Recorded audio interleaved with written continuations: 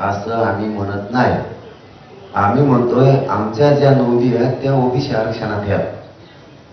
आम्ही ओबीसीतच आहेत. मराठा आणि कुणबी हा एकच आहे. हे आमचं म्हणणं आहे. हे सरकारनं समजून घ्या. संभ्रम निर्माण करू नका आणि राज्य अस्थिर करण्याचं काम मंत्र्यांकडून होऊ नये ही अपेक्षा आहे.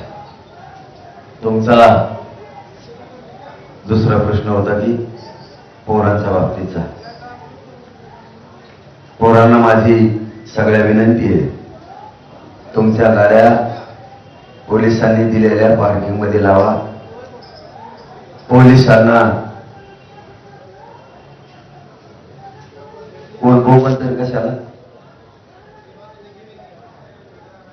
पत्रकार परिषद चालली तरी बोंबलतोय. तो तेवढ्यालाच आलेला का फक्त? काय करायचंय काय नाही करायचं हे असले पक्षाने पाठवलेले असते. ते यांना काय देणं घेणं नाही. काय सांगितलंय काय करायचं.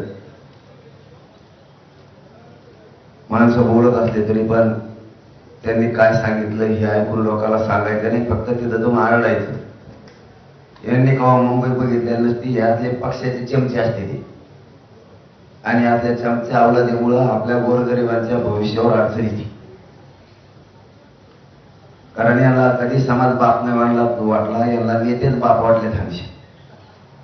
म्हणून आमच्यासारख्या 7 करोड गरीब मराठ्यांचे वाटलं झालं. आम्हाला आरक्षण पाहिजे. राजकारण नाही करायचं आणि मुख्यमंत्र्याला नेमकं राजकारण करायचे. आरक्षण द्यायचं नाहीये. ज्या ज्या स्पॉटवर पोरं असतील त्यांना विनंती आहे, संयम धरा. वाट बघू आपण. शांत राहा. आपण वाट बघू. रस्ते तुम्ही रस्त्याला गाड्या लावण्याऐवजी त्यांनी सरकारनं आणि पोलिसांनी दिलेल्या मैदानावर लावा. माझी विनंती आहे तुम्हाला.